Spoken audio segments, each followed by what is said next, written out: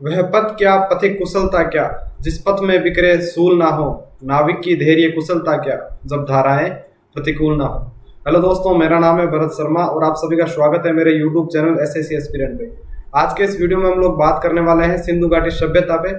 और ये जो वीडियो है वो जितने भी सारे वनडे एग्जाम्स होते हैं, कॉम्पिटेटिव एग्जाम्स, उनके पॉइंट ऑफ व्यू से काफ़ी इंपॉर्टेंट होने वाला है। तो वीडियो को लास्ट तक जरूर देखना। तो चलिए स्टार्ट करते हैं। तो हमारा जो टॉपिक रहने वाला है वो रहने वाला है सिंधु घाटी सभ्यता। सिंधु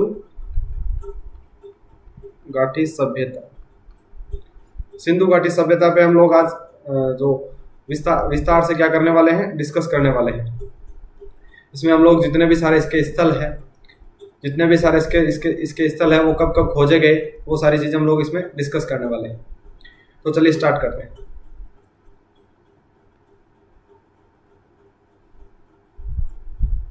सिंधु घाटी सभ्यता। सिंधु घाटी सभ्यता पे आगे डिस्कस करने से पहले ये जो शब्द आता है सभ्यता, कौन सा शब्द? सभ्यता शब्द। सभ्यता का अर्थ क्या होता है? सभ्यता हम लोग किसको कहेंगे? सभ्यता यानी कि सिविलाइजेशन। तो सभ्यता है वो किसी भी परिवेश में या फिर किसी भी क्षेत्र विशेष में, किसी भी समय विशेष में जो रहने वाले लोग हैं, उन लोगों का परिवेश कैसा है, उन लोगों की सामाजिक स्थिति क्या है, उन लोगों के रीति रिवाज क्या है, उन लोगों के जीवन यापन का तरीका क्या है, या फिर वो लोग अपना जीविकोपार्जन कैसे करते हैं, ये सारी चीज़ें हम लोग किस में शामिल करते हैं? सभ्यता में शामिल करते हैं। ठीक है।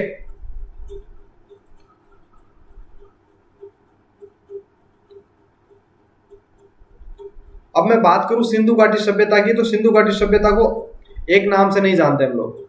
सिंधु घाटी सभ्यता के और भी नाम हैं, और ये नाम है वो अलग अलग प्रकार से है। यानी कि नाम के पीछे, प्रत्येक नाम के पीछे कुछ ना कुछ कारण है। भाई जितने भी सारी सिंधु घाटी सभ्यता के नाम रखे गए, उन सब नामों के पीछे अपने अपने कारण है। सिंधु घाटी सभ्यता हम लोग इसको इसीलिए कहते हैं क्योंकि इस सभ्यता के जो स्थल मिले ज़्यादातर वो सिंधु तथा उसकी सहायक नदियों के किनारे मिले। क्योंकि जितनी भी सारी सभ्यताएं विकसित हुई वो किसी न किसी नदी के तट पर या फिर नदी के किनारों पर विकसित हुई। क्योंकि हम लोग जानते हैं जो जल होता है वो जीवन का आधार होता है। पानी से जो चीज़ें हैं वो आसान हो जाती है। इसलिए सिंधु घाटी सभ्यता हम लोग इसको इसीलिए कहते हैं क्योंकि इसके ज़्यादातर स्थल थे वो कहाँ पे मिले? सिंधु तथा उसकी सहायक नदियों के किनारे मिले। इसलिए हम लोग इसको बोल देते हैं सिंधु घाटी सभ्यता, यानी कि इंडस वैली सिविलाइजेशन। इसका एक और नाम है हड़प्पा सभ्यता। क्या है? हड़प्पा सभ्यता। हड़प्पा सभ्यता इसका नाम इसीलिए है क्योंकि इस सभ्यता का जो पहला स्थल खोजा गया वो हड़प्पा खोजा गया। कौन सा खोजा गया? हड़प्पा खोजा गया। इसलिए इसको हम लोग क्या बोल देते हैं? हड़प्पा सभ्यता भी कह देते हैं। फिर इसको हम लोग बोलते हैं नगरीय सभ्यता। इसको नगरीय सभ्यता हम लोग इसलिए कहते हैं क्योंकि सिंधु घाटी सभ्यता के जब हम चरण देखेंगे, इसका प्रारंभिक चरण, इसका जो सेकंड फेज आता है जिसको हम लोग नगरीय चरण भी कहते हैं, इसका शहरी चरण बोलते हैं इसको। तो जो नगरीय चरण हम लोग इसको इसीलिए बोलते हैं क्योंकि इस सभ्यता के जो लोग थे, उन लोगों की जो शहरों के अंदर जो स्थिति थी, यानी कि जो ड्रेनेज सिस्टम है वो काफ़ी अच्छा था, अभी वर्तमान के जो शहर हैं उनसे भी अच्छा। इसलिए हम लोग इसको बोलते हैं नगरीय सभ्यता। इसको हम लोग सिंधु सरस्वती सभ्यता भी बोलते हैं क्योंकि मैंने बताया जितने भी सारे स्थल मिले सिंधु तथा उसकी सहायक नदियों के किनारे मिले, इसलिए हम लोग इसको बोलते हैं सिंधु सरस्वती सभ्यता। एक इसको हम लोग बोलते हैं कांस्य युगीन सभ्यता। क्या बोलते हैं? कांस्य युगीन सभ्यता। जो कांस्य होता है, कांस्य धातु, ब्रॉन्ज, कांस्य युगीन सभ्यता हम लोग इसको इसलिए बोलते हैं क्योंकि इस समय या फिर इस सभ्यता के लोगों ने दो धातुओं को मिलाकर एक नई मिश्र धातु का निर्माण किया था जिसको हम लोग कांसा बोलते हैं या फिर कांस्य बोलते हैं। तो इन्होंने दो धातुओं को मिलाकर, एक जो धातु थी वो कौन सी थी? तांबा थी।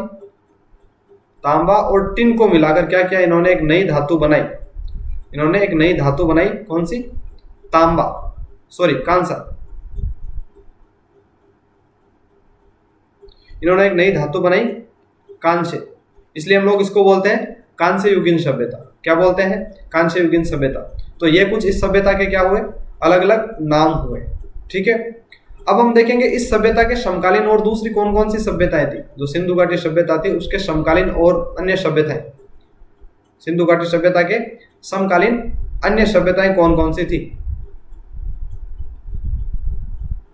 एक तो थी मेसोपोटामिया की सभ्यता, एक थी मिस्र की सभ्यता, एक थी चीन की सभ्यता।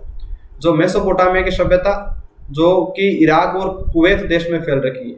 किस किस में? इराक और कुवैत में फैल रखी है। कौन सी सभ्यता? मेसोपोटामिया की सभ्यता। तो जो मेसोपोटामिया की सभ्यता है वो सिंधु घाटी सभ्यता के समकालीन थी। क्या थी? सिंधु घाटी सभ्यता के समकालीन थी। एक जो मिस्र की सभ्यता है, जो इजिप्ट जो देश है, मिस्र देश है, उसमें फैल रखी है, वो भी क्या थी? सिंधु घाटी सभ्यता के समकालीन सभ्यता मानी जाती है। एक हमारी जो चीन की सभ्यता है वो भी क्या मानी जाती है? सिंधु घाटी सभ्यता के समकालीन मानी जाती है। अब जो मैंने आपको क्या बताया कि जो जितनी भी सारी सभ्यताएं विकसित हुई वो किसी ना किसी नदी के किनारे विकसित हुई। तो जो मेसोपोटामिया की जो सभ्यता थी वो दजला और फरात नदी, कौन कौन सी? दजला व फरात, दजला व फरात नदी के किनारे विकसित हुई। जो मेसोपोटामिया की सभ्यता थी वो किसके किनारे विकसित हुई? दजला व फरात नदियों के किनारे विकसित हुई। जो मिस्र की सभ्यता थी वो किस नदी के किनारे? नील नदी के किनारे विकसित हुई। नील नदी के किनारे विकसित हुई। कौन सी सभ्यता? मिस्र की सभ्यता। चलिए आगे देखते हैं। अब बात करते हैं सिंधु घाटी सभ्यता के इतिहास के बारे में कि सबसे पहले हमारे देश में जो सिंधु घाटी सभ्यता थी उसके स्थल को किसने खोजा था, सबसे पहले इसकी खोज किसने की, उसकी कहानी पे हम लोग स्टेप बाय स्टेप डिस्कस करते हैं। तो 1826 में पहली बार चार्ल्स मेसन ने खोजा और अपने एक लेख में इंडस वैली सिविलाइजेशन का क्या किया? जिक्र किया। एक अंग्रेज सैनिक था जिसने, जो कि क्या करता था, जो ब्रिटिश सेना थी उसमें क्या करता था, एक सैनिक के पद पर काम करता था। तो उसको इस प्रकार की जो पुरातात्विक चीजें हैं उनको खोजने का थोड़ा सा शौक था उसको। तो उसने सेना के अंदर अपनी नौकरी छोड़ी और इस प्रकार का काम करने लगा। तो ये जैसे ही उस लाहौर वाले, हड़प्पा वाले क्षेत्र में पहुंचा, वर्तमान जो पाकिस्तान में है, तो उसको एक टीला सा दिखाई दिया। तो उसको ऐसा कुछ लगा कि भाई यहाँ पे कोई सभ्यता वगैरह हो सकती है, और उसने इस बात को अपने एक लेख में प्रकाशित कराया 1842 में। 1842 में उसने क्या किया? इसको एक लेख में भी प्रकाशित करवाया। लेकिन ये बात जो थी वो आगे कुछ बढ़ नहीं सकी। इसके बाद में 1856 में कराची से लाहौर के मध्य रेलवे लाइन का काम चल रहा था। 1856 में जो कराची से लाहौर के मध्य रेलवे लाइन जो थी वो बिछाई जा रही थी। तो भारत के अंदर हम देखते हैं पहले रेलवे लाइन कहाँ पे चली। भारत में पहली रेल सेवा, भारत में पहली रेल सेवा कब चालू हुई? 1853 में। कहाँ से कहाँ तक चली? मुंबई से थाने के बीच में चली। मुंबई से थाने के बीच में चली। किसके शासनकाल में? गवर्नर कौन था इस समय? इस समय था डलहौजी। डलहौजी के शासनकाल में क्या चली? भारत के अंदर पहली रेल चली। तो उसके बाद में 1856 में क्या था? 1856 में कराची से लाहौर के मध्य रेलवे लाइन बिछाई जा रही थी, और उस रेलवे लाइन को बिछाने की जो जिम्मेदारी थी वो दो भाई थे जिनको हम लोग बर्टन बंधु के नाम से जानते हैं। जिनको हम लोग किस नाम से जानते हैं? बर्टन बंधु के नाम से हम लोग उनको जानते हैं, बर्टन बंधु। इन दोनों को जिम्मेदारी दी गई थी रेलवे लाइन बिछाने की। इनका एक का नाम था जॉन बर्टन, एक का नाम था जॉन बर्टन, दूसरे का नाम था विलियम बर्टन। दूसरे का नाम क्या था? William Burton. दो भाइयों को जिम्मेदारी दी गई थी रेलवे लाइन बिछाने की। तो इनको जो हड़प्पा वाला जो टीला था उस टीले से भारी मात्रा में बनी बनाई ईंटें प्राप्त हुई। इनको क्या हुआ? जो हड़प्पा वाला जो टीला था वहां से क्या बनी बनाई ईंटें प्राप्त हुई। तो इन्होंने क्या किया कि उन ईंटों का प्रयोग था वो रेलवे लाइन बिछाने में प्रयोग में ले लिया। ईंटों का प्रयोग किसमें किया? रेलवे लाइन बिछाने में ईंटों का प्रयोग किया। और जब इनको ये भारी मात्रा में ईंटें मिली तो उन्होंने रेलवे लाइन को बिछाने में कर लिया इनका प्रयोग, और हड़प्पा स्थल की जानकारी सरकार को दी। ईंटें तो बिछा ली, फिर उसके बाद में इसकी जानकारी इन्होंने किसको दी? सरकार को दी। ये हुई 1856 तक की बात जॉन बर्टन और विलियम बर्टन की। इसके बाद में क्या घटना घटित होती है देखते हैं। 1856 में अलेक्जेंडर कनिंघम ने हड़प्पा वाले पूरा स्थल का मानचित्र बनाया। फिर एक और, ये एक इंजीनियर था, ब्रिटिश इंजीनियर था अलेक्जेंडर कनिंघम। इसने 1856 में हड़प्पा वाले क्षेत्र का क्या किया? एक मानचित्र बनाया, या फिर हड़प्पा वाले पूरा स्थल का सर्वेक्षण किया। उसने उस क्षेत्र का क्या किया? दौरा किया। फिर 1861 में कनिंघम ने क्या किया? भारतीय पुरातत्व विभाग की स्थापना की। अब ये जो व्यक्ति था ये भी पुरातत्व के बारे में थोड़ी रुचि रखने वाला व्यक्ति था। तो इसने 1861 में भारतीय पुरातत्व विभाग की स्थापना की, यानी आर्कियोलॉजिकल सर्वे ऑफ इंडिया की स्थापना की। किसने की? अलेक्जेंडर कनिंघम ने की। इसलिए हम लोग भारतीय पुरातत्व का जनक, भारतीय पुरातत्व का जनक या फिर भारतीय पुरातत्व का पिता हम लोग किसको बोलते हैं? कनिंघम को ही बोलते हैं। किसको बोलते हैं? अलेक्जेंडर कनिंघम को बोलते हैं। तो भारतीय पुरातत्व विभाग की स्थापना किसने की? अलेक्जेंडर कनिंघम ने की। कब की? 1861 में की। ठीक है। अब हम बात करेंगे हड़प्पा के कालक्रम पे। जो हड़प्पा सभ्यता का जो कालक्रम है उसको लेकर इतिहासकारों में काफी ज्यादा मतभेद रहा है शुरू से भी, क्योंकि इसका जो कालक्रम है वो अलग अलग इतिहासकारों के द्वारा, अलग अलग विद्वानों के द्वारा, अलग अलग पुरातत्वविदों के द्वारा अलग अलग बताया जाता है। तो जो सबसे पहले हड़प्पा सभ्यता का काल निर्धारण करने का प्रयास किया था वो एक व्यक्ति था, जॉन मार्शल। ये अपने भारतीय पुरातत्व विभाग का क्या था? एक डायरेक्टर था। सबसे पहले जॉन मार्शल ने जो हड़प्पा सभ्यता है उस हड़प्पा सभ्यता का कालक्रम निर्धारित करने का प्रयास किया, और उसने ये बताया कि जो हड़प्पा सभ्यता है वो 3250 से 2750 ईसा पूर्व पुरानी है। यानी इसका कालक्रम उसने क्या बताया? 3250 से 2750 बताया। उसके बाद में एक सभ्यता का जो कालक्रम निर्धारित करने की एक नई प्रणाली विकसित हुई, जिसको हम लोग बोलते हैं C14 यानी कार्बन डेटिंग पद्धति। क्या बोलते हैं उसको? कार्बन डेटिंग पद्धति। उसके अनुसार जो सभ्यता का कालक्रम आया वो लगभग 2300-2400 ईसा पूर्व से 1750 ईसा पूर्व के बीच में आया। इसलिए इसको सर्वमान्य हम लोग मानते हैं 2300 से 1750 ईसा पूर्व। क्या मानते हैं? 2300 से 1750 ईसा पूर्व हम लोग क्या मानते हैं? C14 के अनुसार सिंधु घाटी सभ्यता का कालक्रम मानते हैं। ठीक है। तो यह हुई सिंधु घाटी सभ्यता के कालक्रम की बात। सिंधु घाटी जो सभ्यता का जो क्षेत्रफल है वो लगभग 12,99,600 वर्ग किलोमीटर में फैला हुआ है। कितने में? 12,99,600 वर्ग किलोमीटर में। हम इसको कह सकते हैं लगभग 13 लाख वर्ग किलोमीटर। लगभग 13 lakh kilometre square. 13 lakh kilometre square क्या है? सिंधु घाटी सभ्यता का एरिया है, क्षेत्रफल है। हालांकि इसका जो वर्तमान में एरिया है वो लगभग 20 लाख वर्ग किलोमीटर के समथिंग चला गया है, क्योंकि सिंधु घाटी सभ्यता के धीरे धीरे नए नए और स्थल है वो मिलते जा रहे हैं, नए नए स्थल खोजे जा रहे हैं, नए नए पूरा स्थल खोजे जा रहे हैं। इसलिए इसका जो क्षेत्रफल है वो भी क्या हो रहा है? धीरे धीरे बढ़ रहा है। अब देखो इस सभ्यता का विस्तार कितना है। जो सिंधु घाटी सभ्यता है उसका विस्तार है वो मुख्यतः भारत में है। कहाँ पे है? भारत में है। और इसके अलावा इसके बहुत सारे ऐसे स्थल है जो शुरुआत में खोजे गए स्थल है वो विभाजन के बाद कहाँ पे चले गए? पाकिस्तान में चले गए। तो सिंधु घाटी सभ्यता के हम लोग उत्तरी, दक्षिणी, पूर्वी और पश्चिमी विस्तार को देखते हैं। तो सिंधु घाटी सभ्यता का जो उत्तरी विस्तार है, उत्तरी जो विस्तार है वो कौन सा है? मांडा, जो कहाँ पे पड़ता है? अपना जम्मू कश्मीर में पड़ता है। कहाँ पे पड़ता है? जम्मू कश्मीर में पड़ता है। अब मैंने आपको क्या बताया कि भाई जितनी भी सारी सभ्यताएं विकसित हुई वो किसी न किसी नदी के किनारे विकसित हुई। तो यह क्षेत्र भी किसी न किसी नदी के किनारे विकसित हुआ। कौन सी नदी? चिनाब नदी। कौन सी नदी के किनारे मिला? ये चिनाब नदी के किनारे मिला। ये तो हुई उत्तरी की बात। ये हुआ इसका उत्तरी विस्तार। कौन सा? उत्तरी विस्तार। अब इसका दक्षिणी जो विस्तार है, इसका जो दक्षिणी विस्तार है वो कौन सा है? इसका जो दक्षिणी विस्तार है वो देमाबाद, कहीं कहीं में हम लोग इसको दायमाबाद भी लिखा हुआ अपने को मिलता है।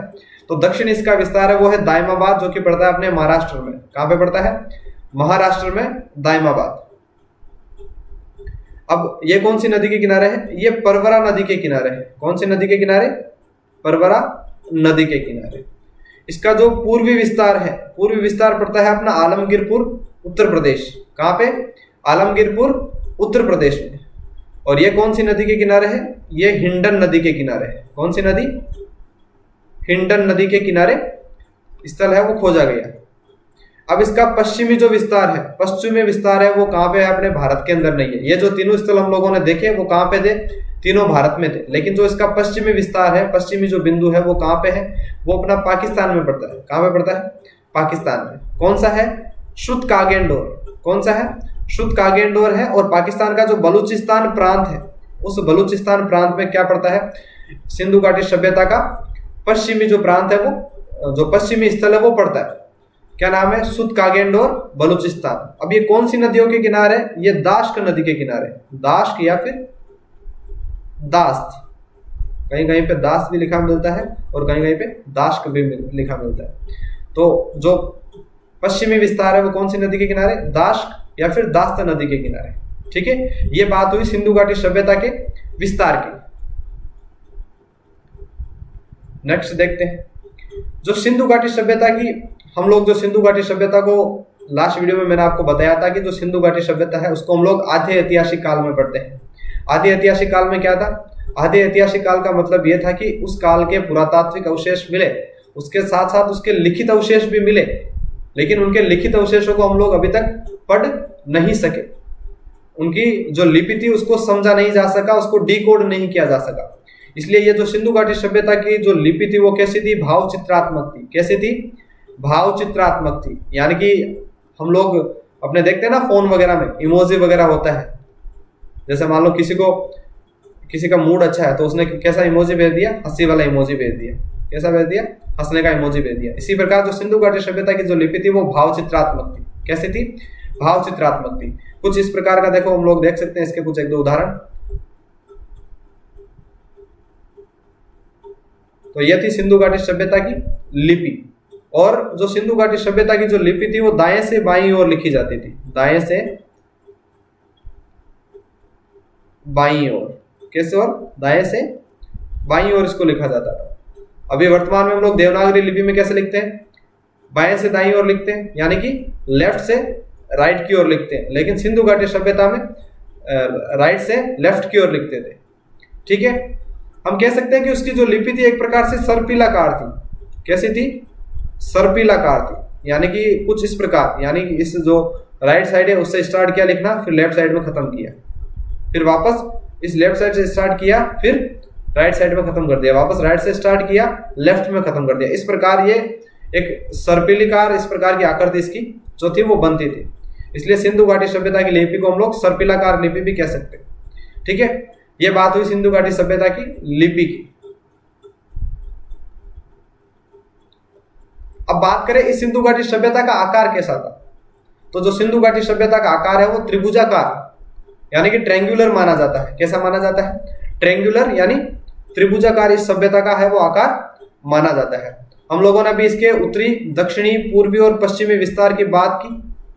तो इन विस्तार के आधार पर इसकी जो आकृति बनती है सभ्यता की वो कैसी बनती है, वो कुछ त्रिभुजाकार बनती है। इस चित्र में हम लोग देख सकते हैं कुछ इस प्रकार की आकृति बन रही है। एक प्रकार से ये एक प्रकार का त्रिभुज बन रहा है। क्या बन रहा है, त्रिभुज बन रहा है। क्या बन रहा है, त्रिभुज बन रहा है। इसलिए जो सिंधु घाटी सभ्यता की जो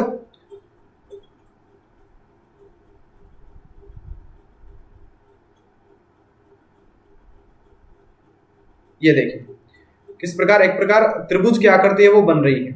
इसलिए जो सिंधु घाटी सभ्यता का है वो आकार कैसा माना जाता है, सिंधु घाटी सभ्यता का आकार है वो माना जाता है त्रिभुजाकार। ठीक है, नेक्स्ट देखते हैं।